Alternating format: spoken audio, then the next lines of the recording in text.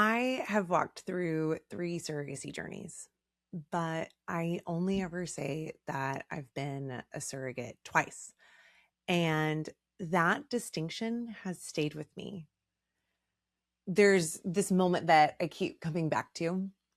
It wasn't the phone call, it wasn't a doctor's appointment. It was just a regular day. The kids were coming home, noise in the house, emails to answer, your phone's going off, you've got the to-do list, practice to get to. The amount of Google alerts, Google Calendar alerts is insane. And I remember realizing that even though everything around me was moving forward, something very important had just stopped. I didn't realize how much being a successful surrogate had become such a part of who I was until I wasn't one anymore. And when that part of my identity shifted, I wasn't prepared for how much it would hurt. And I don't think I fully understood what that meant yet until I had to look at my story a little differently. So, for those who don't know my story, my first surrogacy journey began in 2017. And I know that doesn't sound like that long ago, or maybe it does for some. But the industry looked so different back then. Everything felt newer and simpler in some ways. And for me, it was all very matter of fact. That first journey ended with the delivery of 2 twin girls after a single embryo transfer. So that was fun, but it really was one of the greatest days of my life. I remember being in recovery, hearing their sweet parents meet them for the first time, and feeling this deep sense of wholeness, like something had just clicked into place. Growing up, when people would ask me, what do you want to be when you grow up? I would list all these things, the jobs, the roles, plans that I had. But as I got older, I realized that what I really wanted wasn't really a title at all. I just really wanted to make a difference in someone's life, to be part of someone's story in a meaningful way, to know that there was someone out there saying stories that had my name in it and how I impacted them in some way. And surrogacy gave me that. But of course, at the time, it didn't really feel extraordinary. It just felt possible. I could do it. Even after my second journey in 2020, when I understood more clearly what this meant for families, I still saw this as something that I could do, not just something I needed to hold with awe or amazement. I knew it mattered, but I didn't fully realize how much of myself I had poured into it. And I think that's why what happened next hit the way that it did. It wasn't until my third journey that something shifted.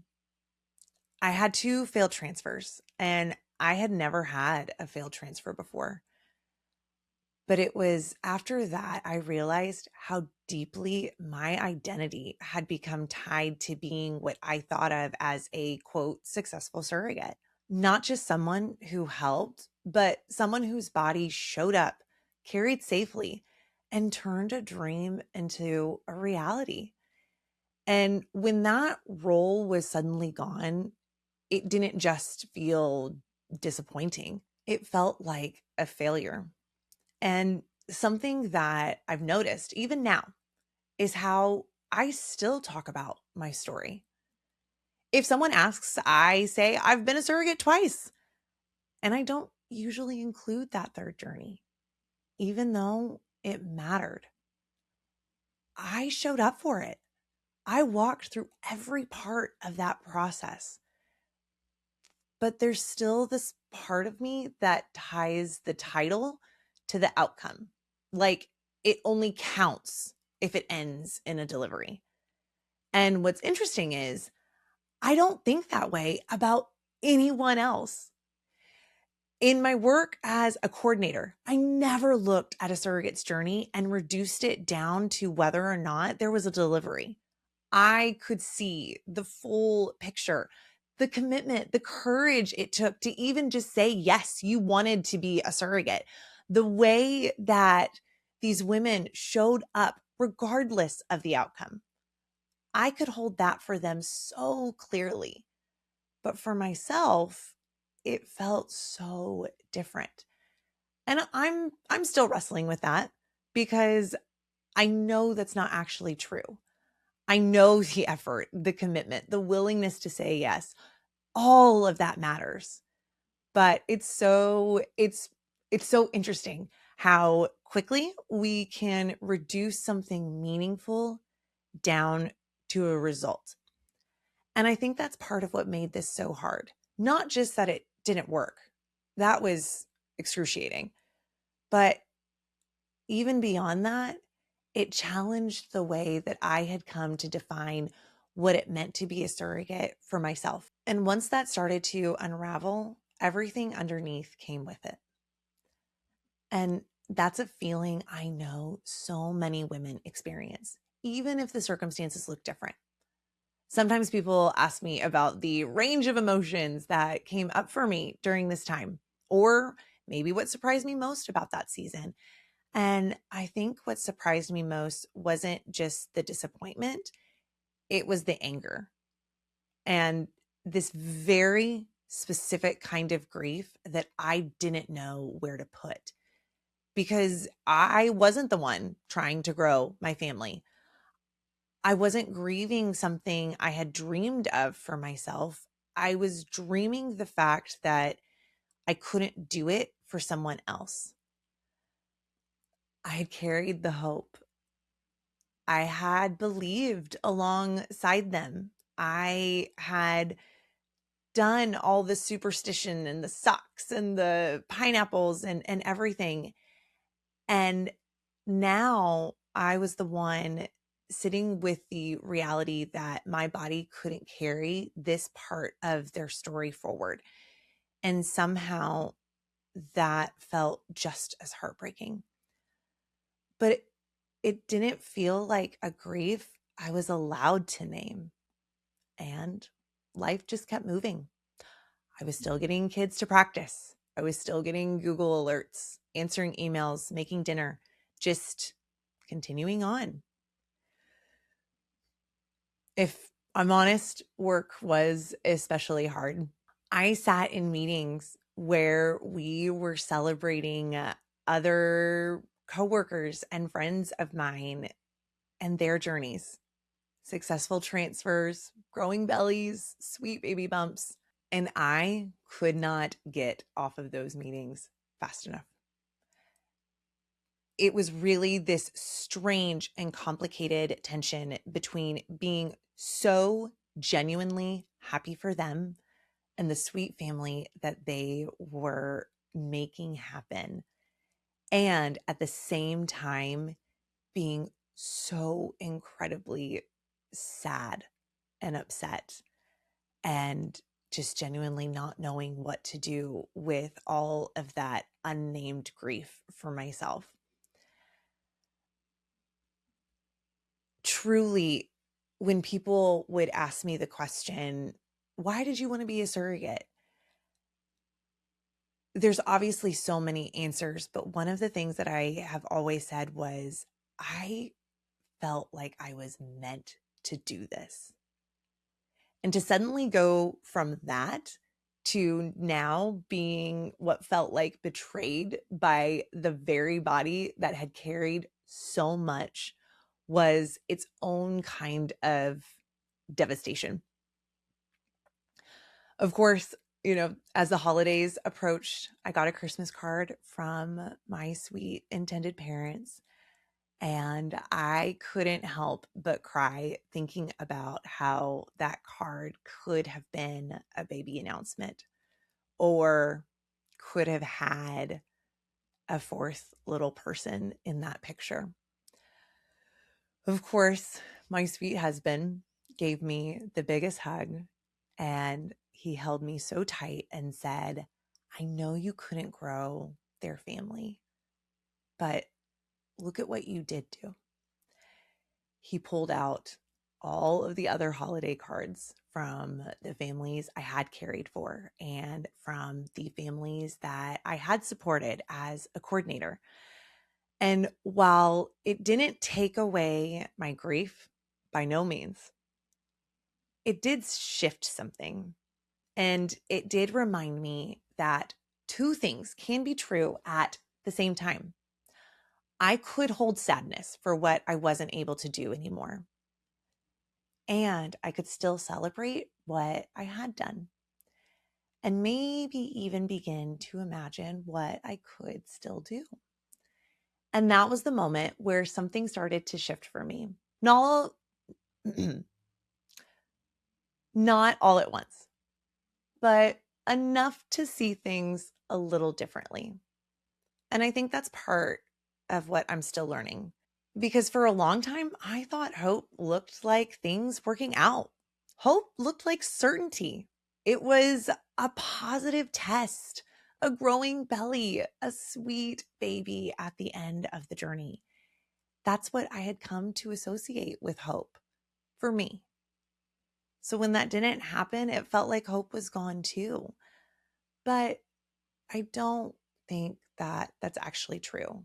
And I think what I lost, it wasn't hope itself.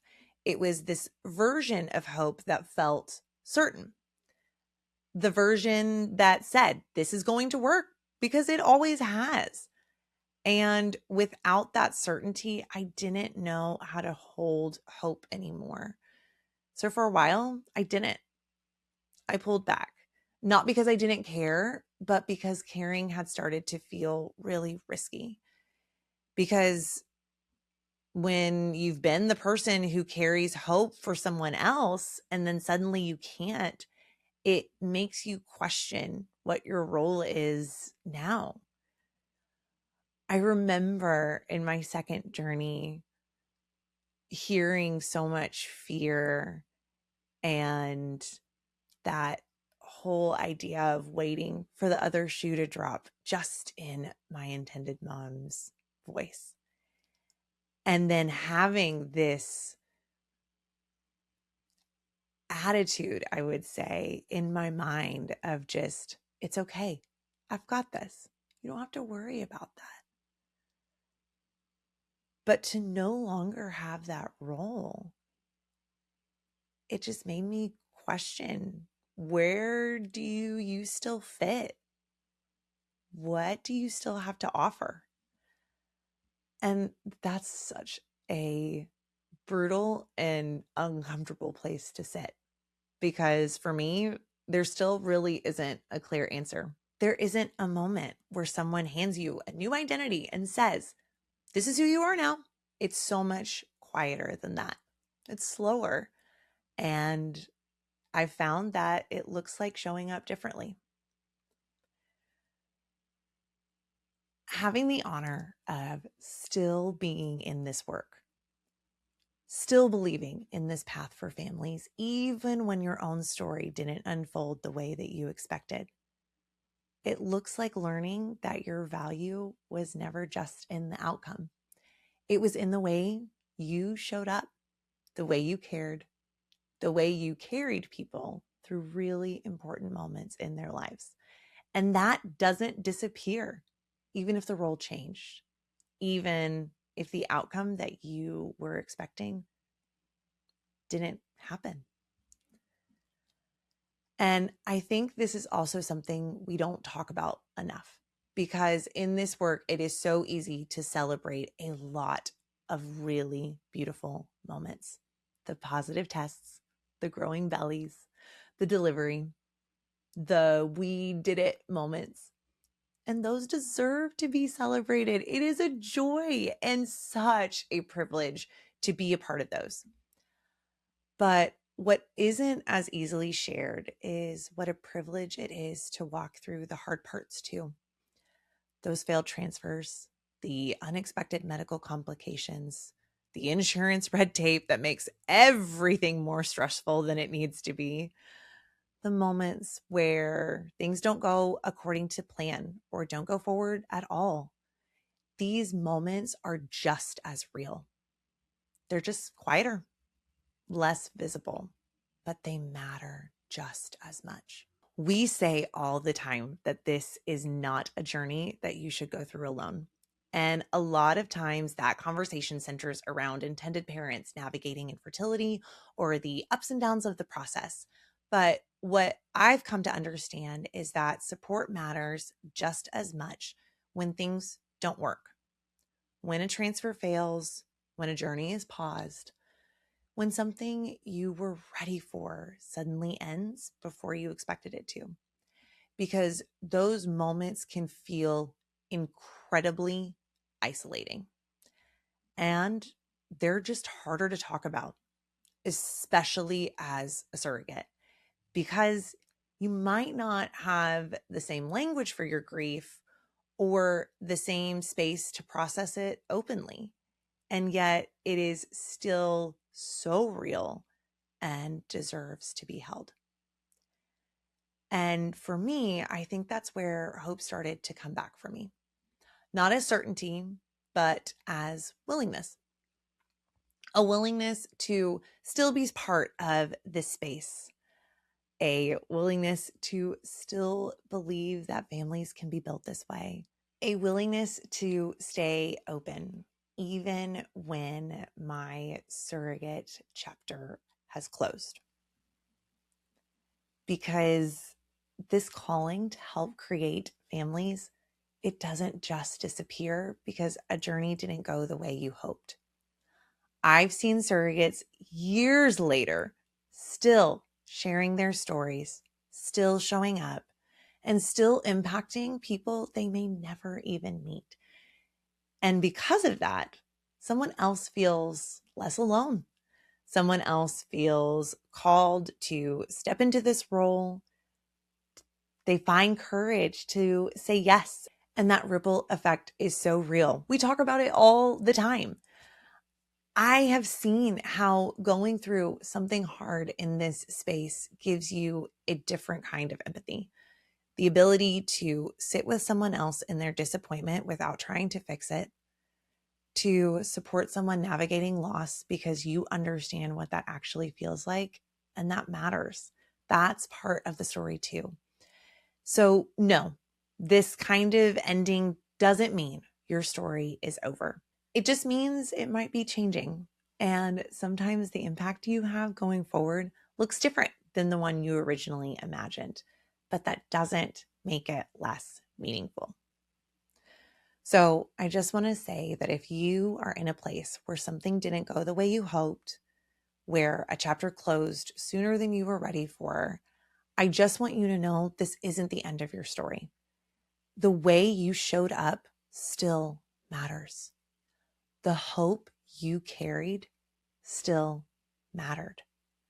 And whatever this next chapter looks like, there is still space for you here. And if this is a part of your journey you're walking through right now, you don't have to hold it on your own. Whether that's leaning on someone you trust or connecting with a team who understands what this process really looks like, there is support for you in this and people who truly understand how to walk it with you. If this episode resonated with you in any way, I just want to remind you that this journey, no matter what it looks like, it doesn't always follow a straight line. There are moments that feel clear and certain, and others that are harder to name, harder to hold, and both are part of the story. At Egg Donor and Surrogate Solutions, we believe that support shouldn't just exist for the milestones, but for the moments in between too, the ones that don't always get talked about. So whether you're navigating a shift in your journey or just trying to make sense of what this experience means for you, you don't have to do that alone. Lean on your support system. Reach out to your coordinator. Talk to someone you trust. And if you need deeper support, there is real strength in finding a mental health professional who understands the emotional weight of this journey. You deserve support in every part of this process.